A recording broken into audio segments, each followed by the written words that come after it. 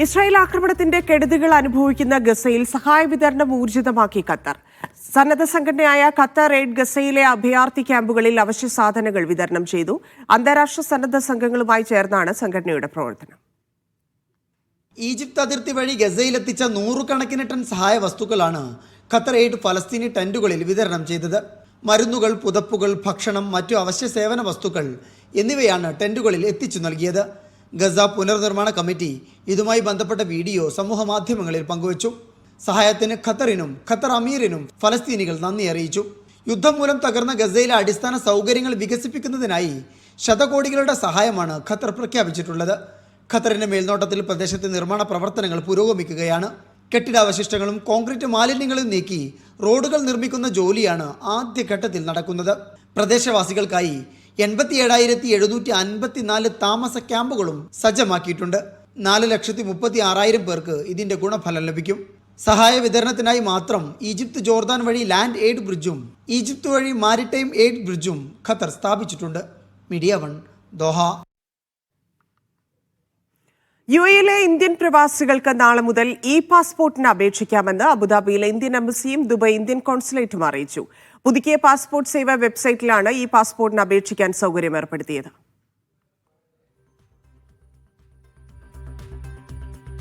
ഷിനോജ് ഷംസുദ്ദീൻ ചേരുന്നുണ്ട്. ഷിനോജ്, എങ്ങനെയാണ് സംവിധാനം പ്രവർത്തിക്കുക? ധന്യ, നാളെ മുതൽ പാസ്പോർട്ടിന് അപേക്ഷിക്കാനുള്ള സിസ്റ്റം മാറുകയാണ്. നേരത്തെ ഉള്ള സിസ്റ്റത്തിന് പകരം ഈ അപേക്ഷകൾ ഈ സിസ്റ്റം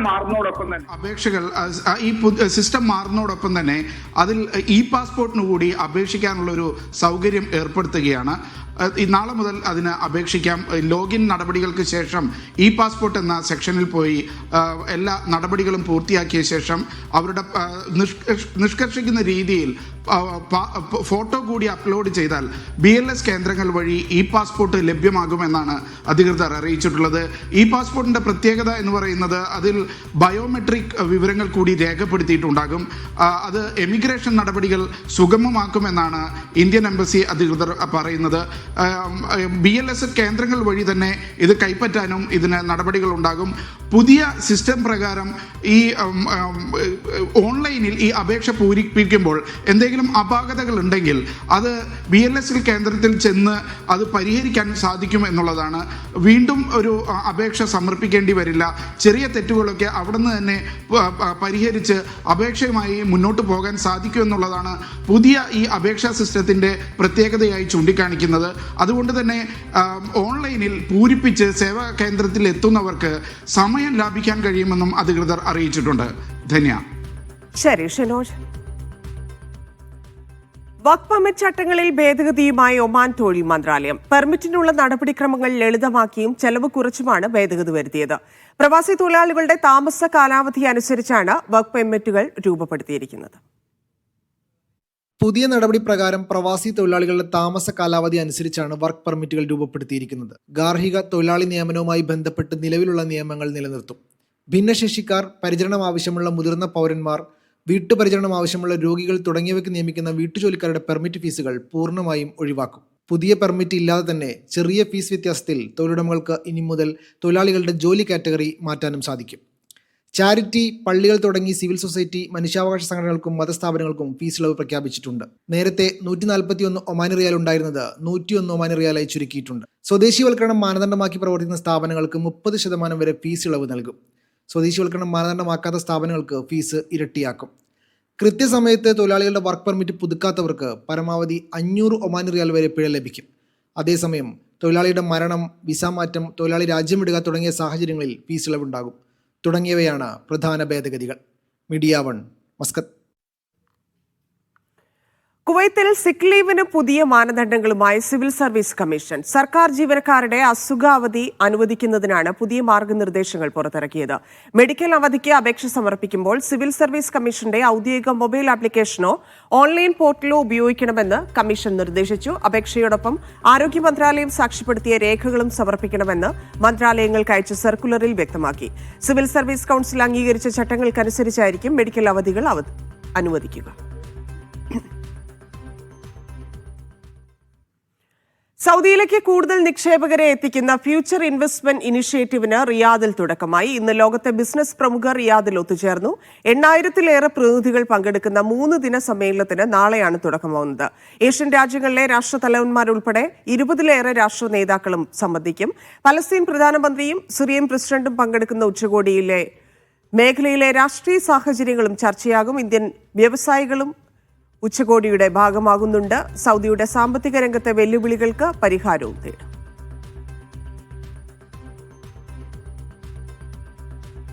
അഫ്താബ് റഹ്മാൻ ചേരുന്നുണ്ട്. അഫ്താബ്, ഈ സമ്മിറ്റിന്റെ വിവരങ്ങൾ.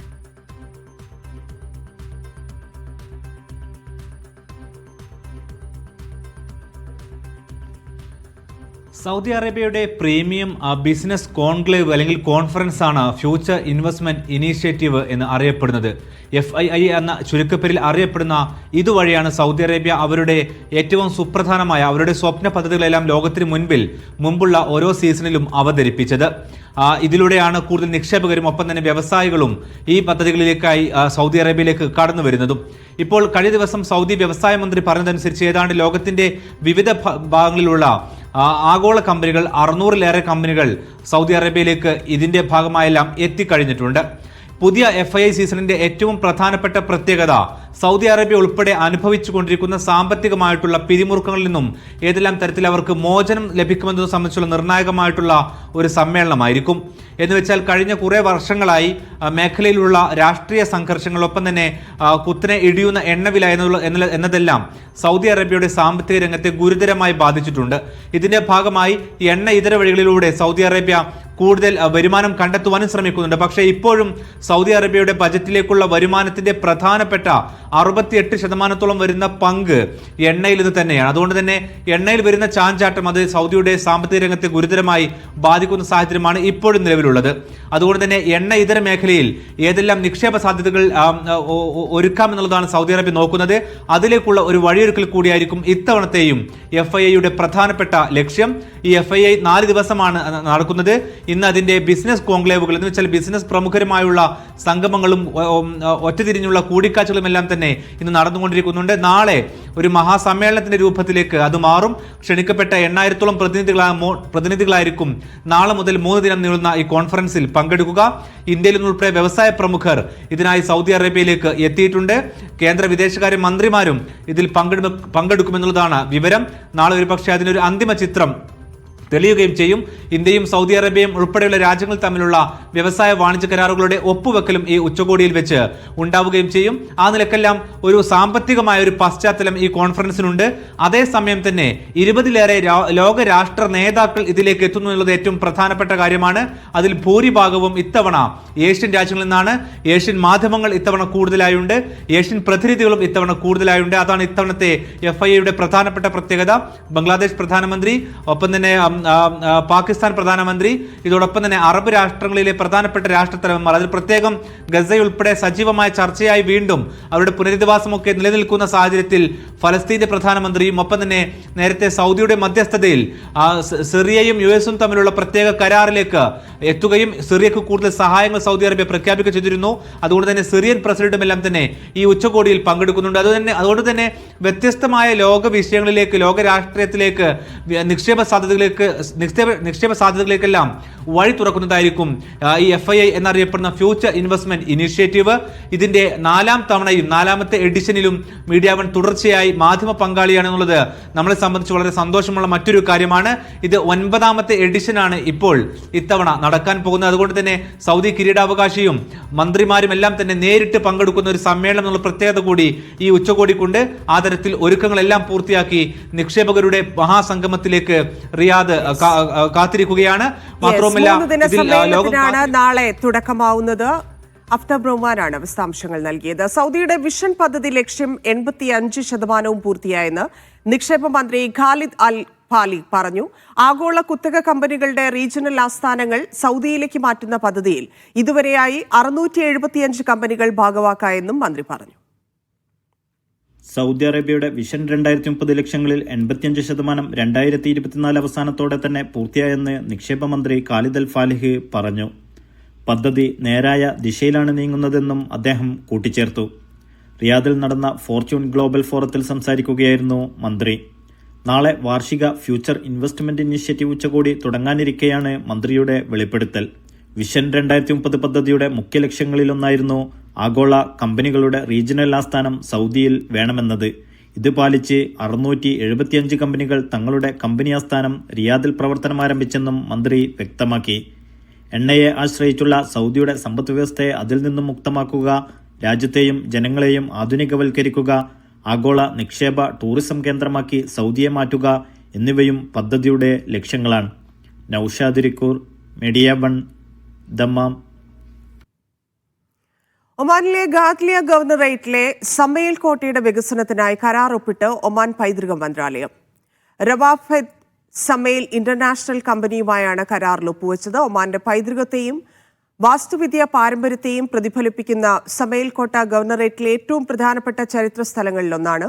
ടൂറിസം, സംസ്കാരം, വിനോദം, കരകൗശല വസ്തുക്കൾ എന്നിവയിൽ നിക്ഷേപ അവസരങ്ങൾ സൃഷ്ടിക്കുന്നതിനും തൊഴിൽ സൃഷ്ടിക്കാനും പദ്ധതി സഹായിക്കും.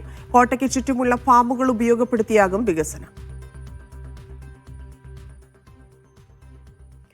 കുവൈത്ത് അന്താരാഷ്ട്ര വിമാനത്താവളത്തിലെ പുതിയ എയർ ട്രാഫിക് കൺട്രോൾ ടവറും 3ാം റൺവേയും പ്രധാനമന്ത്രി ഷെയ്ഖ് അഹമ്മദ് അബ്ദുള്ള അൽ അഹമ്മദ് അൽ സബ ഉദ്ഘാടനം ചെയ്തു. പുതിയ സംവിധാനങ്ങൾ രാജ്യത്തെ വ്യോമഗതാഗത മേഖലയിൽ വലിയ മുന്നേറ്റം സാധ്യമാക്കുമെന്ന് പ്രധാനമന്ത്രി വ്യക്തമാക്കി. വലിയ വിമാനങ്ങൾ ഉൾപ്പെടെ എല്ലാ വിമാനങ്ങളെയും സ്വീകരിക്കാൻ ശേഷിയുള്ളതാണ് 3ാം റൺവേ. 4.58 കിലോമീറ്റർ നീളമുള്ള ഈ റൺവേ ലോകത്തിലെ ഏറ്റവും നീളം കൂടിയവയിലൊന്നാണ്. ഏറ്റവും പുതിയ നാവിഗേഷൻ സാങ്കേതികവിദ്യ ഉപയോഗിച്ച് രൂപകൽപ്പന ചെയ്ത പുതിയ കൺട്രോൾ ടവർ ആധുനിക വ്യോമ നിയന്ത്രണ ഉപകരണങ്ങളോടെ സജ്ജീകരിച്ചിരിക്കുന്നു. പ്രതിവർഷം 6 ലക്ഷം ലാൻഡിംഗും ടേക്ക് ഓഫ് പ്രവർത്തനങ്ങളും നിയന്ത്രിക്കാൻ കഴിയുമെന്നാണ് അധികൃതർ വ്യക്തമാക്കുന്നത്. പുതിയ റൺവേ ഒക്ടോബർ 30 മുതൽ പ്രവർത്തനം ആരംഭിക്കും. കിഴക്കൻ റൺവേയുടെ പുനർവികസനം നവംബർ 15ഓടെ പൂർത്തിയാക്കും.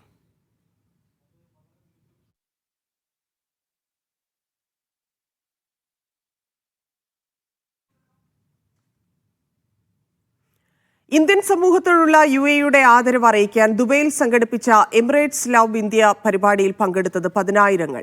ജനങ്ങളെ ഉൾക്കൊള്ളാനാകാതെ പരിപാടി നടന്ന സബീൽ പാർക്കിൽ വൈകുന്നേരത്തോടെ നിയന്ത്രണങ്ങൾ ഏർപ്പെടുത്തേണ്ടി വന്നു. UAEയിലെ ദീപാവലി ആഘോഷങ്ങളുടെ അവസാനം കൂടിയായിരുന്നു ചടങ്ങ്.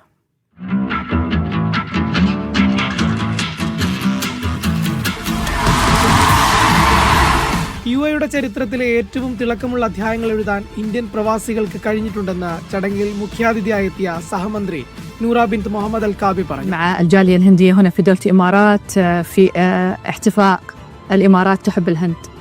UAEയിലെ ഇന്ത്യൻ സമൂഹത്തിനായി സംഘടിപ്പിച്ച ഏറ്റവും വലിയ പരിപാടികളിൽ ഒന്നായി ചടങ്ങ് മാറി. പ്രശസ്ത ബോളിവുഡ് ഗായകരായ നേഹ കക്കർ, മിക്ക സിംഗ് തുടങ്ങിയവർക്ക് പുറമെ മലയാളത്തിന്റെ പ്രിയതാരം നീരജ് മാധവും കലാവിരുന്നിൽ അണിനിരന്നു. ഇന്ത്യയുടെ വിവിധ സംസ്ഥാനങ്ങളിൽ നിന്നുള്ള കലാരൂപങ്ങൾ, കരകൗശല വസ്തുക്കൾ, തനത് ഭക്ഷണ വിഭവങ്ങൾ തുടങ്ങി ഇന്ത്യയുടെ സംസ്കാരം പ്രതിഫലിപ്പിക്കുന്നത് കൂടിയായിരുന്നു ചടങ്ങ്. UAEയിലെ ഇന്ത്യൻ അംബാസിഡർ ചുമതലയുള്ള ഷർഷീദ് അഫെ അമർനാഥും പരിപാടിയിൽ പ്രധാനാതിഥിയായെത്തി. There's so many millions of Indians who are living in UAE and who call UAE their home come together and celebrate this rich connection between India and UAE. I think Diwali is just a connecting bridge between the cultures of the two people. വിവിധ മേഖലകളിൽ മികച്ച സംഭാവനകൾ നൽകി Indian സമൂഹത്തിലെ പ്രമുഖരെ ചടങ്ങിൽ ആദരിച്ചു. ഏറ്റവും മികച്ച ദീപാവലി ആഘോഷങ്ങളാണ് ഇത്തവണയും UAEയിൽ സംഘടിപ്പിച്ചത്. ഈ ആഘോഷങ്ങളുടെ അവസാന ചടങ്ങ് കൂടിയായിരുന്നു സബീൽ പാർക്കിലേത്. ഇരു രാജ്യങ്ങളും തമ്മിലുള്ള ശക്തമായ സാംസ്കാരിക നയതന്ത്ര ബന്ധങ്ങൾക്ക് അടിവരയിടുന്നതായിരുന്നു ദുബൈയിലെ ഈ മഹാസംഗമം. Media 1, Dubai. ഖത്തറിലെ അൽവക്ര തുറമുഖത്ത് മത്സ്യബന്ധന ബോട്ടുകൾക്ക് തീപിടിച്ച സംഭവത്തിൽ 2 പേർ അറസ്റ്റിലായ 2 പേരും ഏഷ്യക്കാരാണ്. ഇവരെ പബ്ലിക് പ്രോസിക്യൂഷന് കൈമാറിയതായി ആഭ്യന്തര മന്ത്രാലയം അറിയിച്ചു. പ്രതികൾ അനധികൃതമായ ഒരു ബോട്ടിൽ നിന്ന് മറ്റൊരു ബോട്ടിലേക്ക് വൈദ്യുതി ബന്ധിപ്പിച്ചതാണ് തീപിടുത്തത്തിന് കാരണമായത്. ബുധനാഴ്ച വൈകിട്ട് നടന്ന സംഭവത്തിൽ നിരവധി ബോട്ടുകൾ കത്തിനശിച്ചിരുന്നു. സംഭവത്തിൽ ആർക്കും പരിക്കില്ല.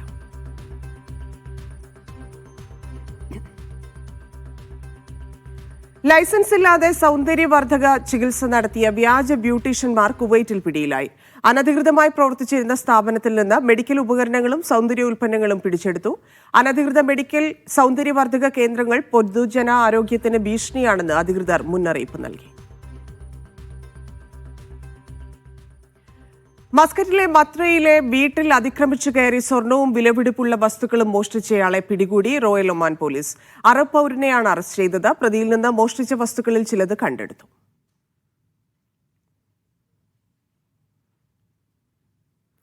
മാലിന്യം കുറയ്ക്കുന്നതിന് സർക്കിൾ ദുബൈ പദ്ധതിയുമായി ദുബൈ മുനിസിപ്പാലിറ്റി. നിലവിൽ പ്രതിദിനം ഓരോ വ്യക്തിയും 2.2 കിലോ മാലിന്യമാണ് പുറന്തള്ളുന്നത്. ഇത് 1.76 കിലോ ആക്കി കുറയ്ക്കുകയാണ് പദ്ധതിയുടെ ലക്ഷ്യം. പദ്ധതിയുടെ ഭാഗമായി പൊതുപാർപ്പിട മേഖലകളിൽ കൂടുതൽ സ്മാർട്ട് പുനരുപയോഗ ബിന്നുകൾ സ്ഥാപിക്കും. ഭിന്നശേഷിയുള്ള വ്യക്തികൾക്ക് സേവനങ്ങൾ കൂടുതൽ എളുപ്പത്തിൽ ലഭ്യമാക്കുന്നതിനും ആസൂത്രണം മെച്ചപ്പെടുത്തുന്നതിനുമായി ദേശീയ രജിസ്ട്രിക്ക് രൂപം നൽകുമെന്ന് ഒമാൻ സാമൂഹ്യ മന്ത്രാലയം.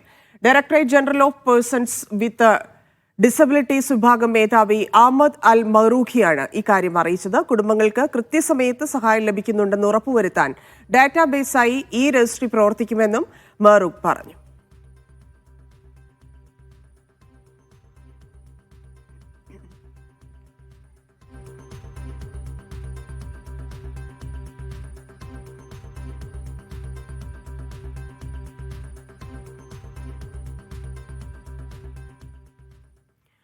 ഒൻപതാം വയസ്സിൽ സ്വന്തം സോപ്പ് കമ്പനി തുടങ്ങി മാസം 40,000 രൂപ വരെ വരുമാനം ഉണ്ടാക്കുന്ന ഒരു മലയാളി വിദ്യാർത്ഥിയുണ്ട് ദുബായിൽ.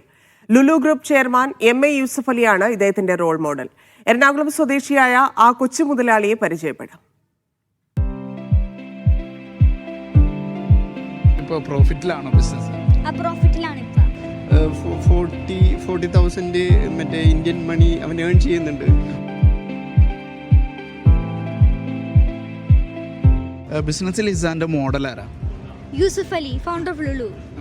യൂസഫ് അലിക്കാനെ കണ്ടിട്ടുണ്ടോ എപ്പോഴെങ്കിലും? നോ. കാണാൻ ആഗ്രഹമുണ്ടോ? എനിക്കുണ്ട്, നല്ല ആഗ്രഹമുണ്ട്. മീഡിയ വൺ മബ്രൂക്ക് പ്ലസിൻ്റെ സ്റ്റാളുകളിൽ ഒരു വലിയ ബിസിനസ്സുകാരൻ്റെ ഒരു സ്റ്റാളുണ്ട്. ഇസാസ് സോപ്പ് ഹൗസ് എന്നാണ് പേര്. എത്ര കാലമായി ഇപ്പോൾ സോപ്പ് നിർമ്മാണം തുടങ്ങിയിട്ട്? 3 years ആയി. More than 3 years. ഇത് ഈ സോപ്പിൻ്റെ പ്രത്യേകത എന്താ? ഈ സോപ്പ് ശരിക്കും മാർക്കറ്റിലെ സോപ്പൊക്കെ നല്ല ബാഡ് കെമിക്കൽസ് ഒക്കെ ഉള്ളതാണ്, സ്കിന്നിൻ്റെ ഹാം ചെയ്യാൻ പറ്റുന്നുള്ളതൊക്കെയാണ്. പക്ഷേ ഇതിൽ 100% നാച്ചുറൽ തിങ്സ് ഒക്കെയാണ് യൂസ് ആക്കുന്നത്. ഇതിൽ extra virgin coconut oil, vitamin E അതൊക്കെ ഉള്ള സോപ്സ് ഒക്കെയാണ് ഇത്. ഇതിപ്പോൾ എവിടെയാണ് അവൈലബിൾ ആയിട്ടുള്ളത്? ഈ സോപ്പ് എവിടെ വെച്ചിട്ടാണ് വിൽക്കുന്നത്? ഇത് ഞാൻ കുറേ ഇങ്ങനെ ഇവന്റിലേക്ക് വെക്കണുള്ളത്, ഇങ്ങനെ പോപ്പ് മാർക്കറ്റ് അങ്ങനെയൊക്കെ വെക്കണുള്ളതാണ്. ഞാൻ എവറി സാറ്റർഡേ ആസസ് മാൾ ദുബായിൽ ഉണ്ടാവും ഫ്രം 4 to 9. അതല്ലാണ്ട് ഞാൻ കുറേ ഇവന്റിലേക്ക് വെക്കുന്നുണ്ട്. ഞാനിത് ഓൺലൈനിൽ വെക്കുന്നുണ്ട്, ഇൻസ്റ്റാഗ്രാമിലും വാട്സപ്പിലും വെക്കുന്നുണ്ട്. ഞാൻ ഇപ്പോൾ ഈ കമ്പനിക്ക് ആരാ പേരിട്ടത്? ഞാൻ തന്നെ പേരിട്ട് ഇസാ സോപ്പ് ഹൗസ്. പേരെന്താണ്? ഈ കമ്പനിയുടെ മുതലാളിയുടെ പേരെന്താ? മുതലാളി എന്താ? മുതലാളി ഇസാൻ, അതാണ് എൻ്റെ പേര്. അപ്പോൾ എങ്ങനെ ഇതിൽ ലാഭമൊക്കെ എങ്ങനെയാണ്? ഇപ്പോൾ പ്രോഫിറ്റിലാണോ ബിസിനസ്? പ്രോഫിറ്റിലാണ് ഇപ്പം. എത്ര തരം സോപ്പുകൾ പ്രൊഡ്യൂസ് ചെയ്യുന്നുണ്ട്? ഇങ്ങനെ എവറി വീക്കിനാണ് ഞാൻ ഫുഡൊക്കെ കഴിച്ച് കഴിഞ്ഞിട്ടാണ് ഇത് ഉണ്ടാക്കുന്നത്. ഒരു സോപ്പ് 3 to 4 hours എടുക്കും. അപ്പം ഞാൻ ഇങ്ങനെ കുറേ ഇങ്ങനെ 10-20 അങ്ങനെയാണ് ഉണ്ടാക്കുന്നത് എഫിഷ്യൻസിക്ക് വേണ്ടി. ഇപ്പോൾ ഈ 3 വർഷമാക്കി ഉണ്ടാക്കിയിട്ടുള്ള കാശൊക്കെ എന്താ ചെയ്തത്? ഞാനതിങ്ങനെ ബുക്സൊക്കെ ടോയ്സൊക്കെ ഇച്ചിരി കാശൊക്കെ സ്പെൻഡ് ആക്കി. പക്ഷേ മോസ്റ്റ് ടൈം ഞാൻ ഈ ബിസിനസ്സിക്ക് ഇൻവെസ്റ്റ് ആക്കിയിട്ടാണ് ഞാൻ ആക്കുന്നത്. ഇതിലെ ഒരു പ്രൊഡക്റ്റ് എനിക്ക് പരിചയപ്പെടുത്താവോ? ഇതിന്റെ പുതിയ സോപ്പ് ഞാൻ ഉണ്ടാക്കിയുള്ളത് ഇത് ബീട്രൂട്ട് സോപ്പാണ്. അത് ഈ ബീട്രൂട്ട് ശരിക്കും ഈ സ്കിന്നിന് മോയ്സ്ചറൈസ് ഒക്കെ ആക്കണുള്ളത്, ഈ സ്കിന്നിന് ഇങ്ങനെ നന്നായിട്ട് ഇതാവണുള്ളതാണ്. നല്ലതുമാണ് സ്കിന്നിന് വേണ്ടി, ഹെൽത്തുക്കും. അതാണ് ലേറ്റസ്റ്റ് പ്രോഡക്റ്റ്. അതാണ് ലേറ്റസ്റ്റ് പ്രോഡക്റ്റും. പിന്നെ അതല്ലാണ്ട് ഈ ഹാലോവീൻ തീം ഉണ്ട്. ഹാലോവീൻ ഇപ്പൊ ആവാൻ പോണാണല്ലോ. അപ്പൊ ഇത് നല്ലൊരു ഗിഫ്റ്റാണ് കൊടുക്കാൻ വേണ്ടി. ഇങ്ങനെ മോൺസ്റ്റർ, സ്കൾ അങ്ങനെയൊക്കെ ഉള്ള സോപ്സ് ഒക്കെ ഉണ്ട്. ഇതെന്താ ലഡും ജിലേബിയൊക്കെ പോലുള്ള? ഇത് ഞാൻ ദീപാവലി സ്പെഷ്യലായിട്ട് ഉണ്ടാക്കിയുള്ളതാ. ഇത് ഒരു പീസ് 5 dirhams ആണ് ഞാൻ ഇവിടെ വെക്കണത്. ഇത് ശരിക്കും ഇത് ഇങ്ങനെ ദിവാലി അല്ലാണ്ട് ഇങ്ങനെ ഇന്ത്യൻ ഫെസ്റ്റിവൽസ് ഒക്കെ കൊടുക്കാൻ നല്ലൊരു ഐഡിയ ഗിഫ്റ്റാണ്. എല്ലാ ആഴ്ചയിലും ഉണ്ടാകും. വീക്കെൻഡിലാണ് നമ്മൾ പോകുന്നത്. അല്ലാത്ത ദിവസം ക്ലാസ് ഉണ്ടല്ലോ. അപ്പോൾ എവിടെയെങ്കിലുമൊക്കെ ആയിട്ട് പോപ്പപ്പ് മാർക്കറ്റും ഒയാസിസ് മാള്, പിന്നെ ദുബായ് ആയിട്ട് കൊളാബറേറ്റ് ചെയ്തിട്ട് പോകുന്നുണ്ട്. അജ്മാൻ ടൂറിസമായിട്ട് പോകുന്നുണ്ട്. മോൻ പഠിക്കുന്നത് അജ്മാൻ ഹാബിറ്റേറ്റിലാണ്. അപ്പോൾ അജ്മാനായിട്ട് കൊളാബായിട്ട് പോകുന്നുണ്ട്. അങ്ങനെ ഞങ്ങളൊരു വീക്കെൻഡ് ആയി കഴിഞ്ഞാൽ ഇതിനു വേണ്ടി തന്നെ പോകുന്നത്. ഇതിപ്പോൾ ഇന്നലെ മോന് പ്രോഗ്രാം ഉണ്ടായിരുന്നു. ഇന്നിപ്പോൾ ഇവിടെ മീഡിയ വണ്ണിൻ്റെ പരിപാടി, അതായിട്ട് ഇറങ്ങും ഞങ്ങൾ. എല്ലാവരും ഒറ്റയ്ക്കിട്ട് എല്ലാ വീക്കെൻഡും ബിസിയാണ്. വീട്ടിലിരിക്കാൻ പറ്റില്ല. അങ്ങനൊരു എന്റർപ്രണറായിട്ട് കാണണമെന്നാണ് ആഗ്രഹിക്കുന്നത്. തീർച്ചയായും. പിന്നെ അവൻ്റെ ഇൻട്രസ്റ്റ് ഇതിലായിരുന്നു കൊണ്ട് നമ്മൾ മാക്സിമം സപ്പോർട്ട് ചെയ്യണം. ഇപ്പം ചിലപ്പോൾ ഫ്യൂച്ചറിൽ അവന് വേറെ എന്തെങ്കിലും ചേഞ്ചസ് വരുന്നുണ്ടെങ്കിൽ അതിനനുസരിച്ചിട്ട് നമ്മൾ സപ്പോർട്ട് ചെയ്യും. ഇപ്പം എത്ര വയസ്സായി? 12. ഇത് അനിയനാ? 7 AM എനിക്ക്. ഓക്കെ, ഇവിടെ ഇത് ബിസിനസ്സിനെ ഹെൽപ്പ് ചെയ്യും? എൻ്റെ ഹെൽപ്പൊക്കെ ആക്കി ഇങ്ങനെ ഈ സോപ്പൊക്കെ കട്ട് ചെയ്യാൻ, ഈ ബാംഗിൾസ് ഒക്കെ ഉണ്ടാക്കാൻ, വീടൊക്കെ ഇടാനൊക്കെ ചിലവരൊക്കെ ഹെൽപ്പ് ആക്കാൻ. ബിസിനസ്സിലെ പാർട്ട്ണറാണോ? എൻ്റെ പാർട്ട്ണറാണ്. കൊച്ചിയിൽ നമ്മൾ താമസിക്കുന്നുള്ളത് എറണാകുളം, HMT കോളനി അവിടെ ഉള്ളതാണ്. അവിടെയാണ്. Okay okay. ഇനി ഈ കമ്പനിക്ക് എക്സ്പാൻഷൻ പ്ലാൻ ഉണ്ടോ? ഇത് വലുതാക്കാൻ ഉദ്ദേശമുണ്ടോ? ഉണ്ട്. സൂണ് ഞാൻ ഈ സോപ്പ് അല്ലാണ്ട് ഇങ്ങനെ ഷാമ്പു അതൊക്കെ സ്റ്റാർട്ട് ചെയ്യാനുള്ള പ്ലാൻ ഉണ്ട്. പേരൻസ് എന്താ ചെയ്യുന്നത്? ഞാൻ ഹൗസ് വൈഫാണ്. ഹസ്ബൻഡ് വർക്ക് ചെയ്യുന്നത് ദീവായിൽ.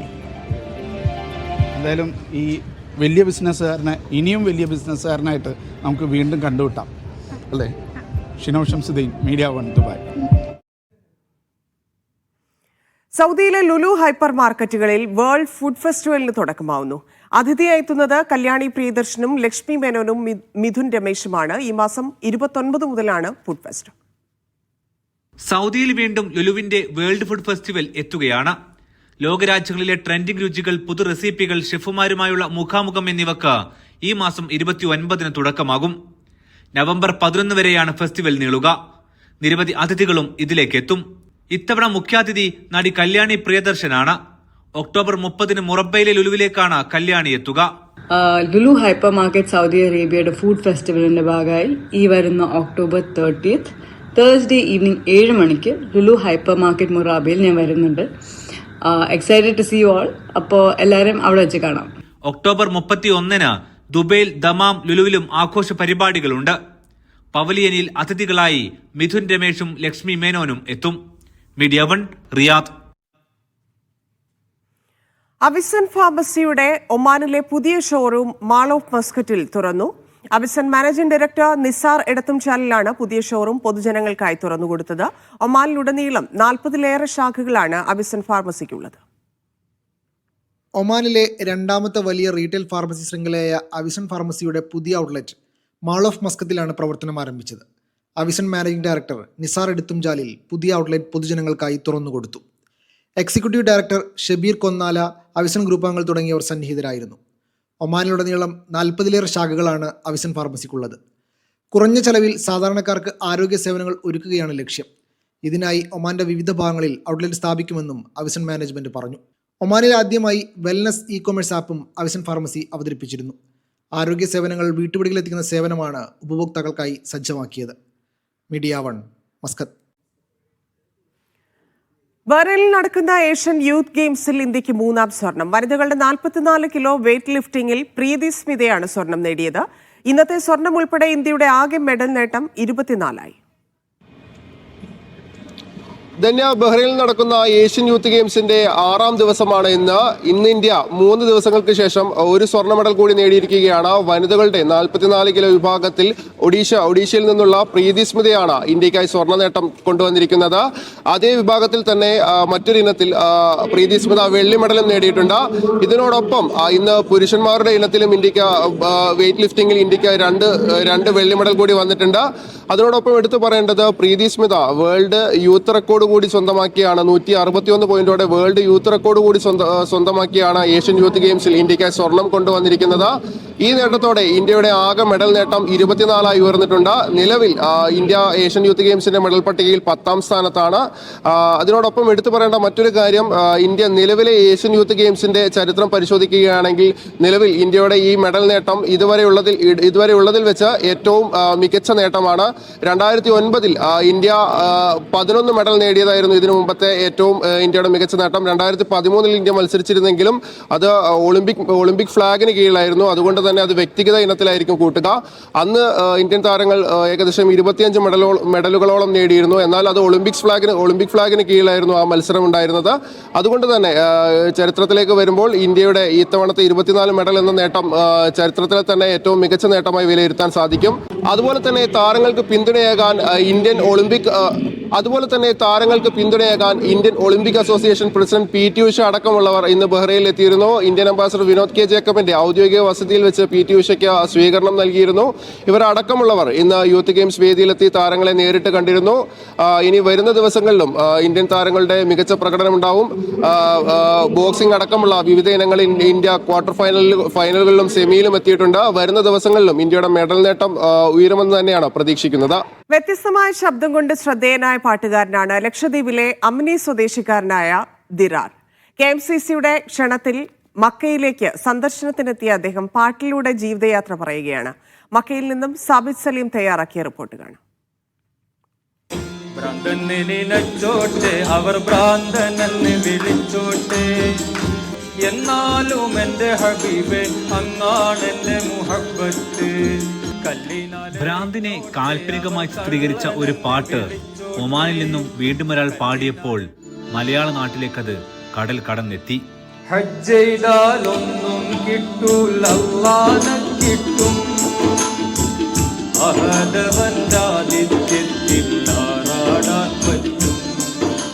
ലക്ഷദ്വീപുകാരൻ ദിറാർ അമിനി.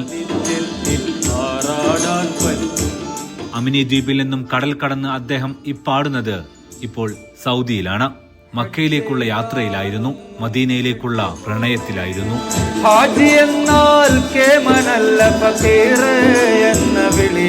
മലയാളികൾക്ക് ഇപ്പോൾ പരിചിതമാണ് ഈ ശബ്ദം. ദ്വീപിന്റെ പാട്ടുകാരന്റെ ജനനം 7 മക്കളിൽ ഒരാളായാണ്. ലിറാർ അമിനി ദ്വീപുകാരനാണെങ്കിൽ ഭാര്യ ആന്ത്രോത്ത് ദ്വീപിൽ നിന്നും.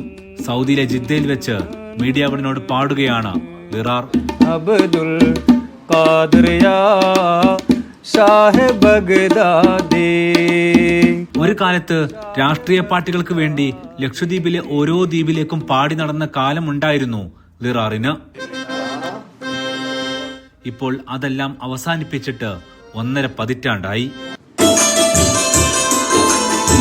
ദ്വീപിൽ പാട്ടൊന്നും അത്ര സജീവമല്ല. പക്ഷേ അവരുടെ സ്വന്തം പാട്ടുണ്ട്. ആ പാട്ട് ദ്വീപുകാരോ പുറത്തുള്ളവരോ എഴുതുന്നതാകാം. ദ്വീപിൽ അത്ര വലിയ അഗ്രഗണ്യന്മാരൊന്നുമില്ല. ചുരുക്കി പറഞ്ഞാൽ അത്ര ഇങ്ങനെ ഇത്തരം സാധനങ്ങൾ ഉപയോഗിക്കുന്ന ആൾക്കാരൊന്നുമില്ല.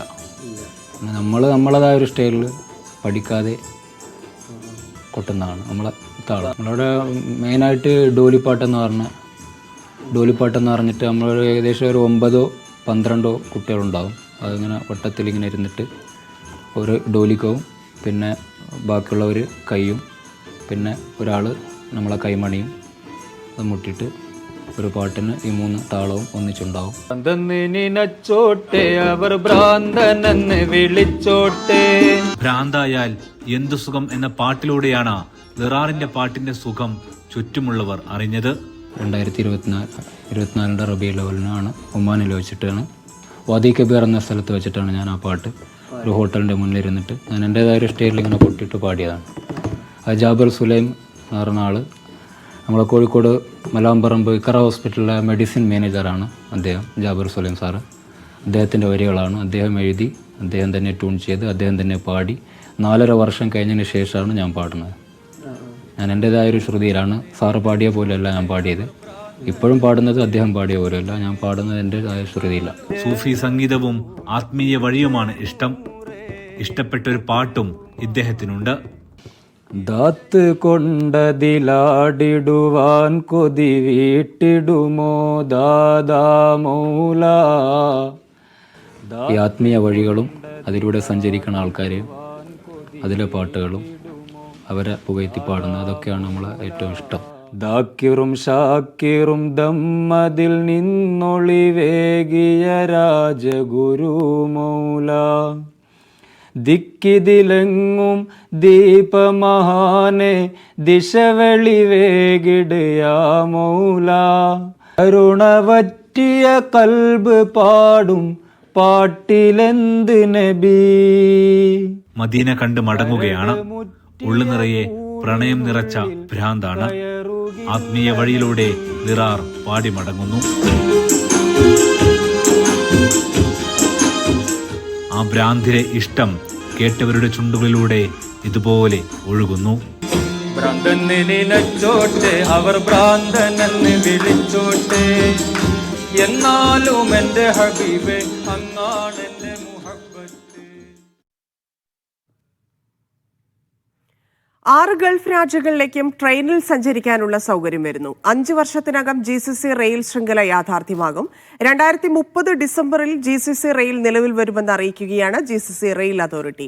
അജി കുഞ്ഞുമോൻ കൂടുതൽ വിവരങ്ങൾ വിശദീകരിക്കും. Dhanya, good evening. UAE, Oman, Qatar, Saudi Arabia, Bahrain, Kuwait എന്നീ രാജ്യങ്ങളെ തമ്മിൽ ബന്ധിപ്പിക്കുന്ന GCC റെയിൽ 2177 കിലോമീറ്ററാണ് ദൈർഘ്യമെന്ന് പറയുന്നത്. UAEയിലെ ഇത്തിഹാദ് റെയിലുമായി ഒമാനിലെ ഹഫീദ് റെയിലുമായി ബന്ധിപ്പിക്കുമെന്നുള്ളതാണ് ഈ പദ്ധതിയുടെ ഒരു ചുരുക്കം. ഞാൻ വിശദമായി തന്നെ നമുക്ക് പറയാം. GCCയിലും വരുന്നു റെയിൽ എന്നുള്ളതാണ്. 6 ഗൾഫ് രാജ്യങ്ങളെ ബന്ധിപ്പിക്കുന്ന റെയിൽ പദ്ധതിയാണ് ഈ പദ്ധതി എന്നുള്ളതാണ് ഏറ്റവും എടുത്ത് പറയേണ്ടത്. ഈ പദ്ധതി 2030 തന്നെ ഇത് യാഥാർത്ഥ്യമാക്കാനുള്ള ഒരു പരിശ്രമമാണ് ഇപ്പോൾ നിലവിൽ നടത്തുന്നത്. ആഭ്യന്തര റെയിൽ ശൃംഖലകളെ കൂടി പങ്കെടുപ്പിച്ചുകൊണ്ട് അല്ലെങ്കിൽ അതുമായി കൂട്ടിയിണക്കിക്കൊണ്ടായിരിക്കും ഈ പദ്ധതി പൂർണ്ണമായും നടപ്പാക്കാൻ പോകുന്നത്. ഇതിൽ എടുത്തു പറയേണ്ടത് ദൈർഘ്യം എന്ന് പറയുന്നത് ഏകദേശം 2117 കിലോമീറ്റർ ദൈർഘ്യം, 2117 കിലോമീറ്റർ ദൈർഘ്യമാണ് ഈ റെയിൽവേ പാതയ്ക്ക് ഉള്ളത് എന്നുള്ളതാണ് ഏറ്റവും എടുത്ത് പറയേണ്ടത്. അതിൽ തന്നെ ഈ GCC മേഖലയുമായി ബന്ധപ്പെട്ടുള്ള ഒട്ടനവധി വികസന സാധ്യതകൾക്ക് ഇത് ഗുണം ചെയ്യും എന്നുള്ളതാണ് ഏറ്റവും എടുത്തു പറയേണ്ട കാര്യം. നിലവിൽ റെയിൽ ശൃംഖലയുള്ളത് സൗദിക്കും UAEക്കുമാണ്. നമുക്കറിയാം ഈ 2 രാജ്യങ്ങൾക്കുമാണ് നിലവിൽ റെയിൽവേയുടെ ശൃംഖലകളുള്ളത്. ഒമാൻ UAE പിന്നെ റെയിൽ നിർമ്മാണം ആരംഭിച്ചു എന്നുള്ളതാണ് ഏറ്റവും എടുത്തു പറയേണ്ട കാര്യം. ഇത്തിഹാദ് റെയിലുമായി ചേർന്ന് ഒമാന്റെ ഹഫീദ് റെയിൽ സംഘടിപ്പിക്കും. അതായത് പിന്നീട് ഇതര രാജ്യങ്ങളിലെ റെയിലുകളുമായി ബന്ധിപ്പിച്ചായിരിക്കും 6 രാജ്യങ്ങളെയും കൂട്ടിയിണക്കുക. ഇതിൽ UAEയുടെ ഇത്തിഹാദ് റെയിൽവേ പൂർത്തിയായിട്ടുണ്ട്. നിർമ്മാണം പുരോഗമിക്കുന്ന UAE ഒമാൻ സംയുക്ത സംരംഭമായ ഹഫീദ് റെയിൽ 3 വർഷത്തിനകം ട്രാക്കിലാക്കും എന്നുള്ളതാണ് നമുക്കറിയാൻ കഴിയുന്നത്. യാത്ര ചരക്ക് ട്രെയിനുകൾ ഓടും വിധമാണ് ട്രാക്ക് അതിൻ്റെ സംവിധാനം ഒരുക്കിയിരിക്കുന്നത്. സൗദിയിലും നിർമ്മാണം ദ്രുതഗതിയിൽ തന്നെ പുരോഗമിക്കുകയാണ് എന്നുള്ളതാണ് നമുക്ക് ഏറ്റവും കൂടുതൽ മനസ്സിലാക്കാനുള്ളത്. ഖത്തർ സൗദി റെയിൽവേ ആദ്യഘട്ടത്തിന് ടെൻഡർ വിളിച്ചിട്ടുണ്ട് എന്നുള്ളതാണ് ഏറ്റവും എടുത്തു പറയേണ്ടത്. കുവൈറ്റ് സൗദി റെയിൽ ശൃംഖല നിർമ്മാണം പുരോഗമിക്കുന്നുണ്ട്. ബഹ്റിൻ സൗദി റെയിൽവേ നിലവിൽ വരും എന്നുള്ളതാണ് ഏറ്റവും എടുത്തു പറയേണ്ടത്. നേരത്തെ സൂചിപ്പിച്ചതുപോലെ തന്നെ ടൂറിസം, വ്യാപാരം, ചരക്ക് ഗതാഗതം എന്നിവയിൽ കുതിപ്പിനിടയാകും എന്നുള്ളതാണ് ഏറ്റവും എടുത്തു പറയേണ്ടത്. ഈ മേഖലകളുമായി ബന്ധപ്പെട്ടുള്ള അനന്തമായ ജോലി സാധ്യതകൾക്കൊക്കെ തന്നെയും ഇതിനോടനുബന്ധിച്ചുള്ള പ്രവർത്തിക്കുന്നവർക്കൊക്കെ സാധ്യതയുണ്ട് എന്നുള്ളതാണ് ഏറ്റവും എടുത്ത് പറയേണ്ടത്. നമുക്കറിയാം GCCയുടെ വളർച്ചയ്ക്ക് തന്നെ ഈ ഒരു പദ്ധതി വലിയ രീതിയിലുള്ള മുന്നേറ്റമായിരിക്കും കൊണ്ടുവരുന്നത് എന്നുള്ളതാണ് നമുക്ക് ഏറ്റവും കൂടുതലായി ഇതുമായി ബന്ധപ്പെട്ട് പറയാനാകുക. ഏതായാലും വരുന്ന വർഷങ്ങളിൽ ഇതുമായി ബന്ധപ്പെട്ടുള്ള നിർമ്മാണ പ്രവർത്തനങ്ങളുടെ പുരോഗതികൾ വിലയിരുത്തുകയും അതിനനുസരിച്ചുള്ള അറിയിപ്പുകൾ ഉണ്ടാകുകയും ചെയ്യുമെന്നാണ് തന്നെ നമുക്ക് മനസ്സിലാക്കാൻ കഴിയുന്നത്. ഖത്തറിലെ വനിതാ സംരംഭകരുടെ കൂട്ടായ്മയായ ഷീ കണക്ട് സംഘടിപ്പിച്ച ദി ഷോക്കേസ് എക്സിബിഷന് പ്രൗഢ സമാപനം. UDST മൾട്ടിപർപ്പസ് ഹാളിലായിരുന്നു പരിപാടി. വിവിധ രാഷ്ട്രങ്ങളിൽ നിന്ന് 100 കണക്കിന് പേർ ഷോക്കേസിൽ പങ്കെടുത്തു.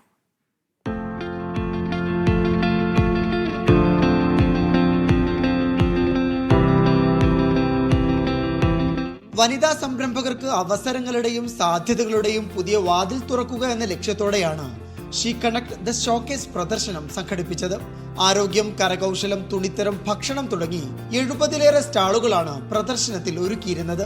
16 കുഞ്ഞു സംരംഭകരും തങ്ങളുടെ ഉൽപ്പന്നങ്ങളും സേവനങ്ങളും അവതരിപ്പിച്ചു.